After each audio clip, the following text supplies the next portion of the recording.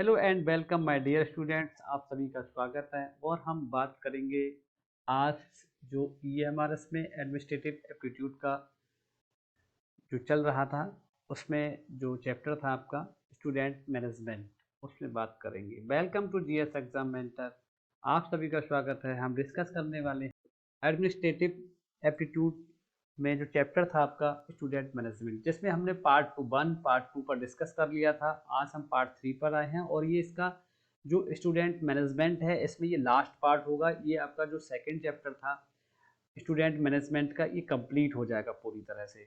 अगर आपने अभी तक हमें सब्सक्राइब नहीं किया है, हमारे चैनल जीएस एग्जाम मेंटर को सब्सक्राइब नहीं किया है, तो सब्सक्राइब करें और शेयर और लाइक करना ना भूलें। और हमारा जो टेलीग्राम ग्रुप है गोपाल मैथ्स, उसे ज्वाइन करें। आपकी कोई क्यूरी है तो आप उसे उस पर शेयर कर सकते हैं, आपको उसका सलूशन प्रोवाइड करा दिया जाएगा। ठीक है, चलिए स्टार्ट करते हैं बिना किसी देरी की। हमारा जो चैप्टर था वो यही था, छात्र प्रबंधन स्टूडेंट मैनेजमेंट।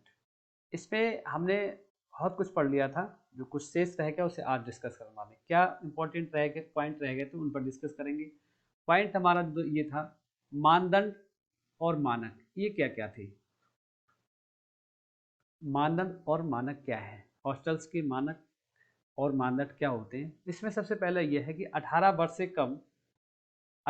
से कम उम्र के बच्चों के लिए छात्रावासों और आवासीय शैक्षणिक संस्थानों को नियंत्रित करने वाले मानदंड और मानक, इन पर हम बात करने वाले हैं कि छात्रावास के लिए कौन कौन से मानक और मानदंड अनिवार्य हैं, उस पर हम बात। सबसे पहला इसमें इंपॉर्टेंट पॉइंट ये आता है कि आपकी भौतिक संरचना।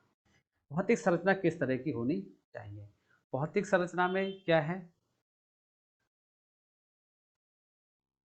भौतिक संरचना में जो है हमारा सबसे पहला तो पॉइंट ये आता है, इसमें हम डिस्कस जो करेंगे भौतिक संरचना में कैसी छात्रावास की भौतिक संरचना होनी चाहिए, क्या क्या अनिवार्य है, ये सारी बातों पर हम डिस्कस करेंगे।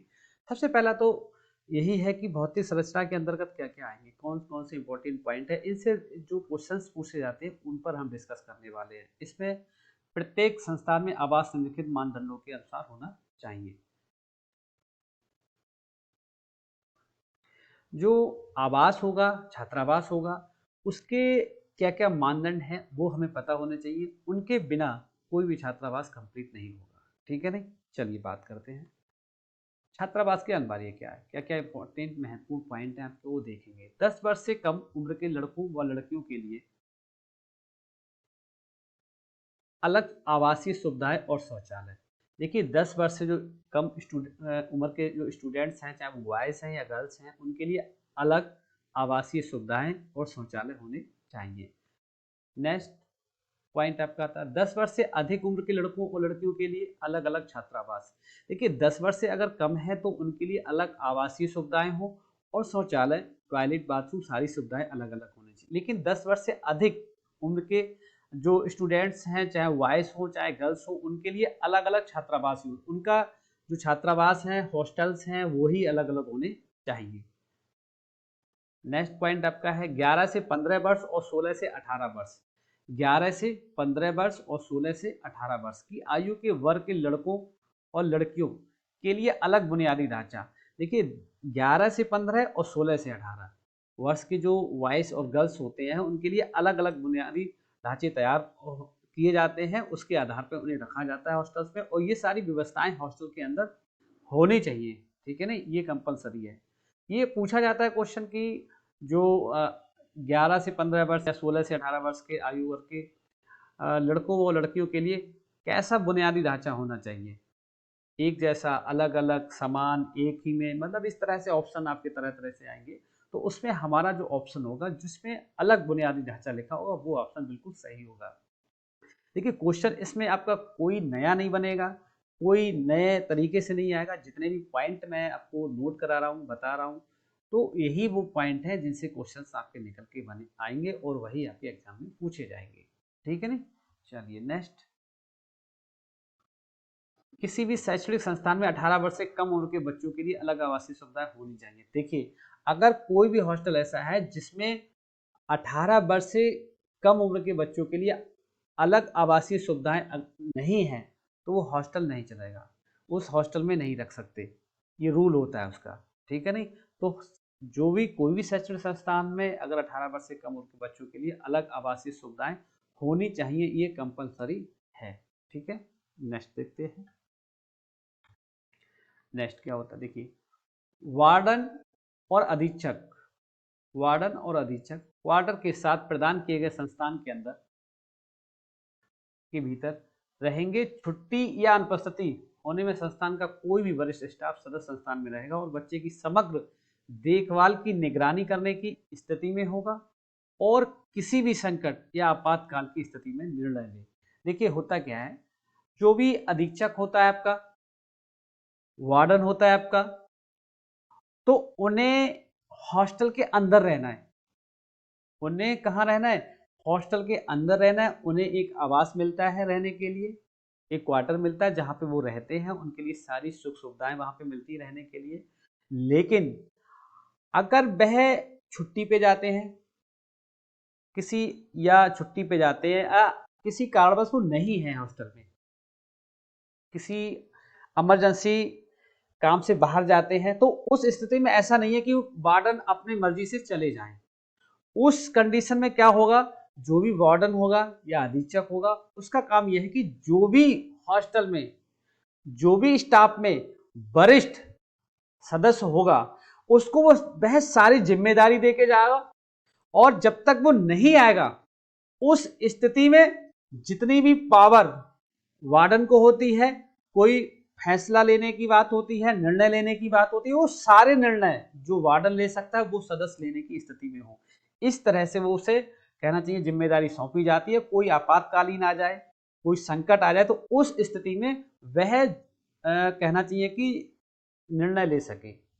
ऐसे व्यक्ति को, ऐसे सदस्य को कहना चाहिए कि वार्डन जिम्मेदारी देके जाते हैं। ठीक है नहीं। नेक्स्ट, दुर्घटनाओं को रोकने के लिए उचित और गैर फिसलन वाला फर्श होना चाहिए। देखिए ऐसा नहीं हॉस्टल आपका है तो बहुत ज्यादा कहना चाहिए चिकने होने चाहिए, ऐसा नहीं है। इस तरह से जो फर्श वगैरह है वो इस तरह से होने चाहिए। फर्श है, मैदान में फर्श मैदान, या कहना चाहिए तो इस तरह से ये होने चाहिए कि ये बहुत ज्यादा फिसलने वाले नहीं हो, ताकि अगर बहुत ज़्यादा फिसलन होगी तो बच्चे गिरेंगे जिससे चोट पीट लगने का डर लगा रहेगा। तो इसलिए वो गैर फिसलन, उनमें फिसलन थोड़ी कम होनी चाहिए। ठीक है ना। चलिए नेक्स्ट, निवासी छात्रों की सुरक्षा सुनिश्चित करने के लिए, निवासी छात्रों की सुरक्षा सुनिश्चित करने के लिए शौचालय और चार दीवारियों सहित पर्याप्त प्रकाश व्यवस्था, हीटिंग और शीतलन व्यवस्था, वेंटिलेशन, सुरक्षित पेयजल, स्वच्छ और सुलभ लिंग और आयु उपयुक्त और विकलांग बुनियादी ढांचे होंगे। देखिए निवासी छात्रों की सुरक्षा का मतलब, निवासी छात्रों से मतलब समझते क्या है, निवासी छात्रों से मतलब होता है जो भी स्टूडेंट्स हॉस्टल के अंदर उस समय रह रहे हैं। ठीक है, जो भी स्टूडेंट हॉस्टल के अंदर उस समय रह रहे हैं, तो उनकी सुरक्षा सुनिश्चित करने के लिए ये वार्डन की जिम्मेदारी होती है कि बेहतरीन और अलग अलग और सही शौचालय हो, चार दीवारी की उचित व्यवस्था हो, प्रकाश व्यवस्था बेहतरीन होनी चाहिए।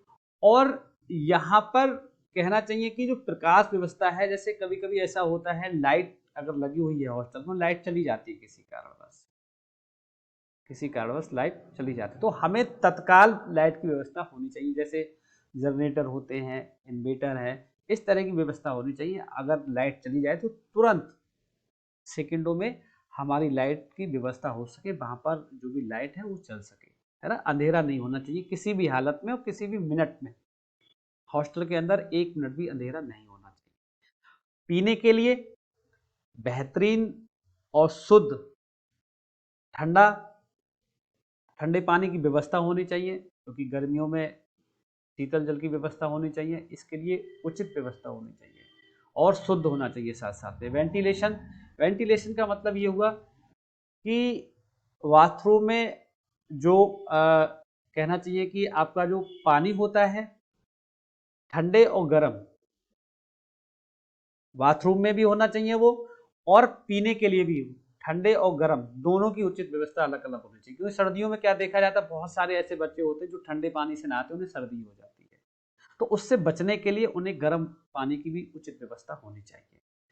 शुद्ध पेयजल होना चाहिए, स्वच्छ सुलभ लिंग। और दूसरी बात, ये सारी चीजें स्वच्छ और सुलभ लिंग का मतलब यहाँ पर है जिस जैसे फीमेल है, लड़कियां हैं और लड़के हैं, दोनों के बाथरूम सेपरेट होने चाहिए और जिसके लिए जितने तरह की उचित व्यवस्था जो भी होनी चाहिए वो होनी चाहिए। लड़कियों के हिसाब से अलग होना चाहिए और लड़कों के हिसाब से अलग होना चाहिए।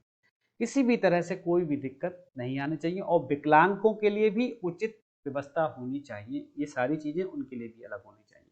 ठीक है, ये अगर एक चीज और बता दें, अगर ये कोई भी अगर आपका ये भी जितने भी ये पॉइंट हैं, अगर इनमें कोई भी नियम अगर फॉलो नहीं करता है हॉस्टल, तो उस पर कार्रवाई की जा सकती है। ठीक है, नहीं वार्डन को बाहर कर दिया जा सकता है, जो भी मैनेजमेंट होगा उस पर भी दिक्कत आएगी। नेक्स्ट पॉइंट आपका, इसके दिशा निर्देश क्या होते हैं हॉस्टल के, ये देखेंगे। दिशा निर्देशों के अंतर्गत आने वाले सभी छात्रावास, छात्रावास के लिए क्या रूल होते हैं आपकी, ठीक है नहीं, उस पर बात करेंगे। सबसे पहला, प्राथमिक चिकित्सा किट, अग्निशामक यंत्र, मनोरंजन कक्ष, शयन गृह, स्टोर रूम, परामर्श, बीमार कक्ष का प्रावधान करना। हॉस्टल का सबसे पहला दिशा निर्देश ये होता है, हॉस्टल में जो स्टूडेंट रहते हैं उनके लिए हॉस्टल छात्रावास बनाने का सबसे पहला ये होता है कि छात्रावास के अंतर्गत प्राथमिक चिकित्सा किट होने चाहिए, अग्निशामक यंत्र, अगर कहीं आग लग जाती तो उसको बुझाने के लिए कोई ना कोई यंत्र व्यवस्था होनी चाहिए, मनोरंजन के लिए कोई कक्ष होना चाहिए, आराम के लिए कोई कक्ष होना चाहिए, स्टोर रूम, परामर्श, बीमार कक्ष का, ये सारी चीज़ें हमारे यहाँ अगर हॉस्टल में नहीं है तो हॉस्टल कहना चाहिए कि वो उसके अनुसार नहीं चल रहा है तो उस पर कहीं ना कहीं कड़ी से कड़ी कार्रवाई हो सकती है।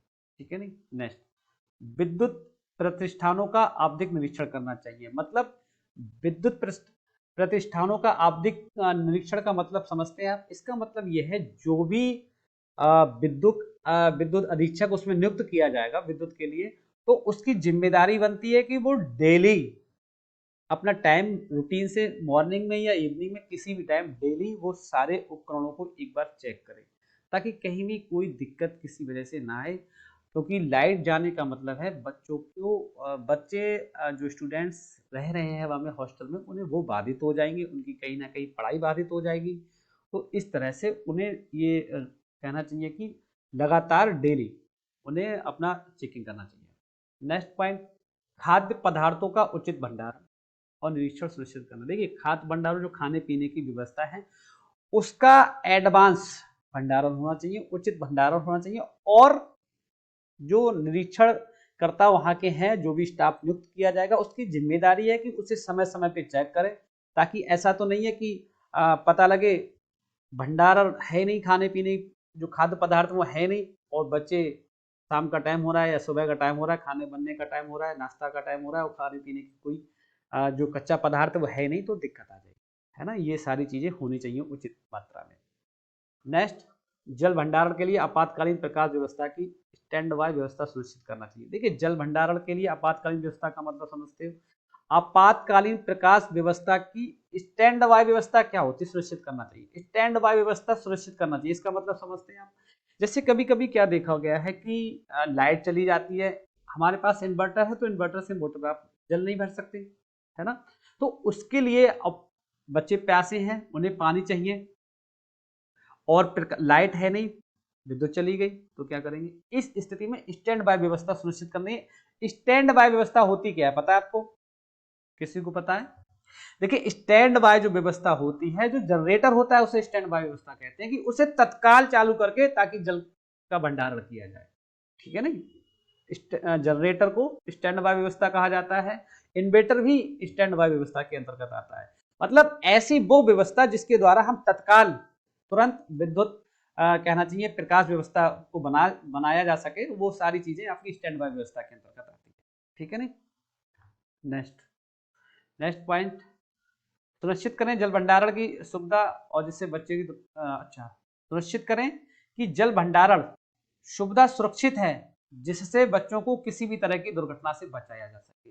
देखिए, ये भी जरूरी है। जल भंडारण का मतलब क्या हुआ? जल भंडारण का मतलब हुआ कि जल भंडारण हमारा इस तरह से सुरक्षित होना चाहिए। ऐसा नहीं है कि हमने कहीं पर एक पौंड बना दिया, उसमें भर दिया, उसकी ना बाउंड्री है ना कुछ है, और बच्चे उसमें कहना चाहिए कि चले गए, कोई नहाने चला गया, कोई वैसे गिर गया और उसमें उसकी दुर्घटना हो जाए, मौत हो जाए, या हर तरह की बातें घटनाएं घट सकती। तो इस तरह की जल भंडारण की व्यवस्था नहीं होनी चाहिए। जहां भी जल भंडारण उसकी उचित और सुरक्षित व्यवस्था होनी चाहिए। ये हॉस्टल का काम है। ठीक है नहीं। इसकी जिम्मेदारी वार्डन को होती है कि वार्डन इन चीजों को देखे और उसको सही कराए। नेक्स्ट पॉइंट आपका आता है दिव्यांग बच्चों को बाधा मुक्त ढांचागत सुविधाएं और आवश्यक उपकरण उपलब्ध कराए जाएंगे। ऐसी सुविधाएं और उपकरण विशेषज्ञों और या विशेषज्ञों के मार्गदर्शन में डिजाइन किए जाएंगे। ठीक है नहीं, इस तरह की मतलब हर हाल में किसी भी तरह से जो दिव्यांग बच्चे उन्हें भी दिक्कत नहीं आनी। ठीक है नहीं।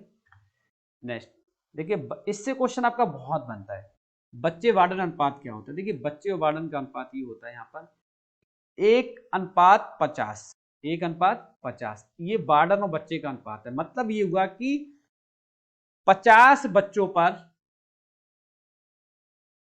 50 बच्चों पर एक वार्डन होगा आपका। ठीक है, तो आज का ये सेशन हमारा यहीं पर समाप्त होता है, क्योंकि बहुत कम पॉइंट थे, आपको मैंने बता दी। ये चैप्टर भी आपका पूरी तरह से कंप्लीट हो गया। थैंक्स फॉर वाचिंग, बहुत बहुत धन्यवाद आपका।